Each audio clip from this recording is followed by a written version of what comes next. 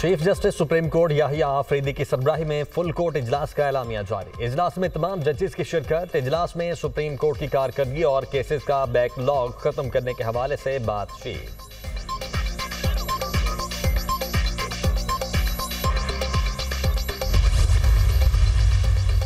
वज़ीर-ए-आज़म शहबाज शरीफ की ज़ेर-ए-सदारत इंसदादे पोलियो के हवाले से इजलास। वज़ीर-ए-आज़म का कहना था कि हमने मिलकर पोलियो जैसे चैलेंज को शिकस्त देनी है। इंशाअल्लाह जल्द पाकिस्तान पोलियो फ्री मुल्क बनेगा।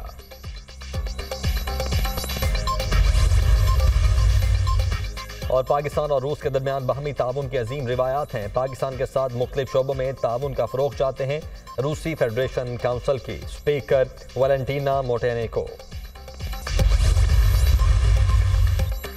वज़ीर-ए-आज़म शहबाज शरीफ 2 रोज़ा दौरे पर कल सऊदी अरब रवाना होंगे। रियाज इन्वेस्टमेंट फोरम 2024 में शिरकत करेंगे। शहबाज शरीफ की सऊदी वली-अहद मोहम्मद बिन सलमान से मुलाकात का इम्कान। दीगर आला सऊदी हुकाम के साथ अहम दो तरफा बातचीत मुतवक्के। फ़रीक़ैन इक़्तिसादी और ज़राअती शराकतदारी पर तबादला ख्याल करेंगे।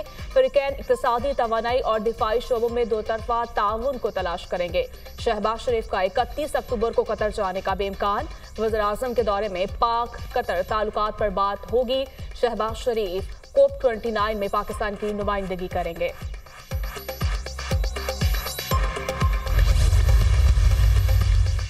साबिक़ वज़ीर-ए-आज़म नवाज शरीफ लंदन से अमरीका के लिए रवाना। सदर मुस्लिम लीग नून हफ्ते के रोज़ लंदन पहुंचे थे। इतवार के रोज़ अमरीका से वतन बरतानिया आमद का इम्कान।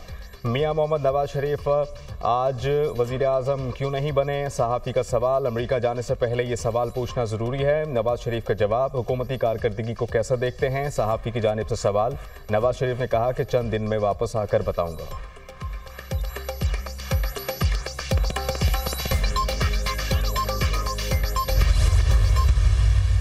जब मैंने इस बार गंदम नहीं खरीदी तो मुझे अपने और गैरों की तरफ से बिला तफरीक बहुत तनकीद सुनने को मिली। आवाम के लिए जो रोटी है वो 30 रुपए तक जा रही थी। आटा जो है वो अब मैं क्या बताऊं उसकी कीमत कहाँ जा रही थी। और मुझे ये ऐसे फैसले करने हैं, ऐसी पॉलिसीज़ बनानी है कि मेरे किसान भाइयों को नुकसान ना हो। 450-500 अरब से हमने किसान पैकेज लॉन्च किया है। इस किसान कार्ड के ज़रिए आपको 1.5 लाख रुपया फ़ी फसल आपको बिला सूद कर्जा दिया जा रहा है। पंजाब बदल रहा है, फितना और उसकी फितनाबाजी खत्म हो रही है। घुसपैठियों की सियासत आखिरी सांसों पर है। गालम गलोच की सियासत दम तोड़ती जा रही है। तहरीक इंतशार के दौर में स्टॉक एक्सचेंज डूब रही थी, आज 90,000 पर है। आज नवाज शरीफ की हुकूमत के बायस मईशत तरक्की कर रही है और महंगाई नीचे आई। गैर मुल्की मेहमान आ रहे हैं और एतमाद बहाल हो रहा है। मरियम नवाज मुखालिफिन पर बरस पड़ी। गंदम ना खरीदने पर बहुत तनकीद सुनना पड़ी। रोटी की कीमत 30 रुपए तक होने जा रही थी। मुझे 14 करोड़ आवाम की रोटी का ख्याल करना है। किसानों की जिंदगियों में बेहतरी लाने के लिए दिन रात मेहनत कर रही हूँ। किसान नाराज होते तो ट्रैक्टर स्कीम के लिए 15 लाख दरखास्तें ना आती। ग्रीन ट्रैक्टर्स पर हुकूमत 15 लाख की सब्सिडी देगी। भरोसा रखें, आपका एतमाद नहीं तोड़ने दूंगी। किसान कार्ड से किसानों की आरतियों से जान छूट गई। मरियम नवाज का तकरीब से खिताब। किसान कार्ड का इजरा कर दिया। काश्तकारों में किसान कार्ड तकसीम भी किए।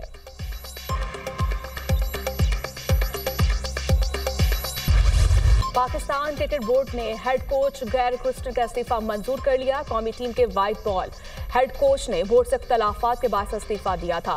Head coach selection committee, central contract और स्पोर्ट्स स्टाफ में मनपसंद अफराद को शामिल करने पर बाजिद थे। गैरी सिर्फ कैंपस और सीरीज के दौरान ही पाकिस्तान आने पर बाजिद थे। हेड कोच ने स्पोर्ट्स स्टाफ के मुआहदे की वजाहत मांगी। वजाहत ना देने की सूरत में गैरी ने टीम के साथ ऑस्ट्रेलिया ना जाने की धमकी दी थी।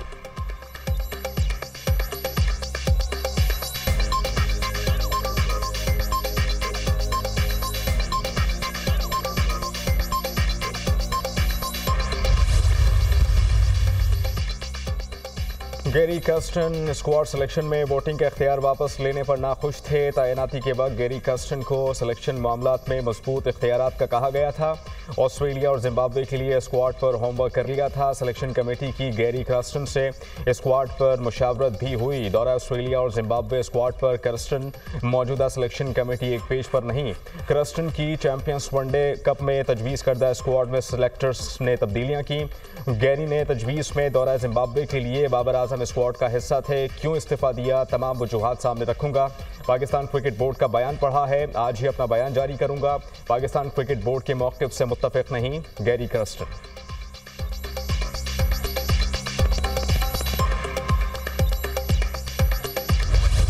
मुजव्विज़ा 27वीं आईनी तरमीम, हुकूमत का खुसूसी पार्लिमानी कमेटी बरकरार रखने का फैसला। नई आईनी तरमीम के हवाले से हतमी फैसला पार्लिमानी कमेटी ही करेगी। मुजव्विज़ा तरमीम लाने के लिए मुस्लिम लीग नून और पीपल्स पार्टी के दरमियान मुशावरत आज होगी। दोनों जमातों के रहनुमा आज कौमी असम्बली इजलास के मौके पर मुलाकात करेंगे। हुकूमती ज़राई के मुताबिक 27वीं आईनी तरमीम तमाम जमातों के इत्तेफाक राय से लाई जाएगी।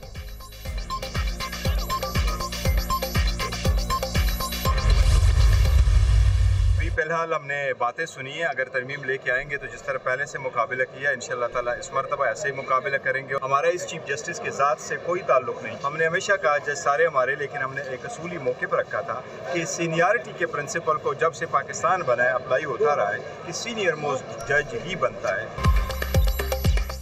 हमें चीफ जस्टिस पर कोई एतराज़ नहीं, हमारा मौक़िफ़ था चीफ जस्टिस हमेशा सीनियर जज बनता है। नई तरमीम के बारे में सुना है, इस बार भी इसी तरह मुकाबला करेंगे जैसे पहले किया था।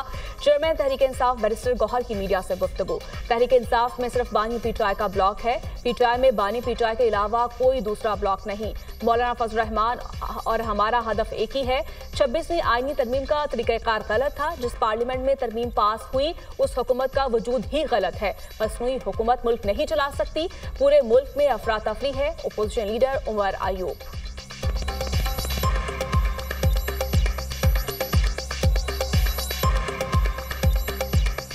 मौलाना फजल रहमान साहब के हवाले से आप बात करें तो उनके साथ वो भी अपोजिशन की पार्टी हैं, हम भी अपोजिशन की पार्टी हैं। मौलाना फजल रहमान साहब का भी अपने ट्रैक पे, पैरेलल ट्रैक पे पट्टियाँ दोनों, हमारा हदफ एक ही है। यहाँ पे एक ही ब्लॉक है, उसके अलावा और कोई ब्लॉक नहीं है पाकिस्तान तहरीक इंसाफ में।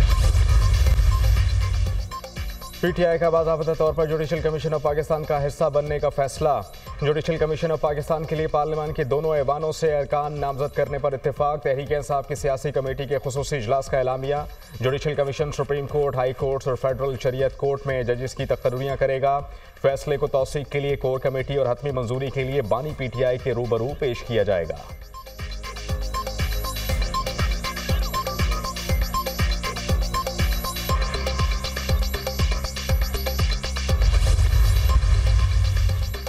सुप्रीम कोर्ट में 26वीं आईनी तरमीम के खिलाफ दरखास्तें दायर। 26वीं तरमीम को गैर आईनी करार देने की इस्तदा। Balochistan bar council, Balochistan high court bar association की जानिब से दरखास्तें दायर। आबिद जुबैरी समेत 6 वकला ने भी 26वीं आईनी तरमीम के खिलाफ सुप्रीम कोर्ट से रुजू कर लिया। जजेस तकर्री जुडिशल कमीशन का इजलास बुलाने से रोका जाए, दरखास्त में इस्तदा।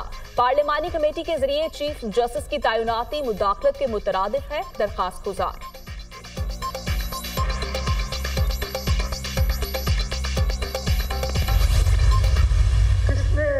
एक वजीर आजम को खत ना लिखने की बुनियाद पे, जो आइन के वजह से वो लिख नहीं सकता था, घर भेज दिया।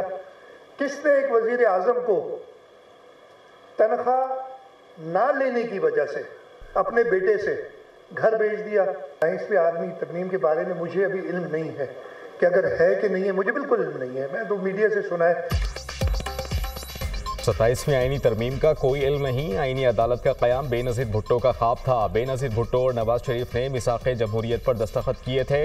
निगरान हुकूमत का तस्वुर आइन से निकाल दें, इसका कोई फ़ायदा नहीं। एक वज़ीर आज़म को ख़त ना लिखने पर और दूसरे को बेटे से तनख्वाह ना लेने पर घर भेज दिया गया। वज़ीर आला सिंध मुराद अली शाह की मीडिया टॉक।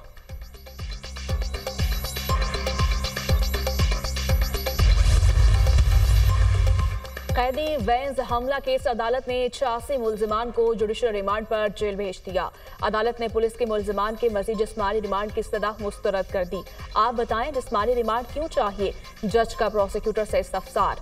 मजीद तफ्तीश करनी है, प्रोसिक्यूटर का जवाब। 2 रोजा जिस्मानी रिमांड दिया, अब क्यों दूं?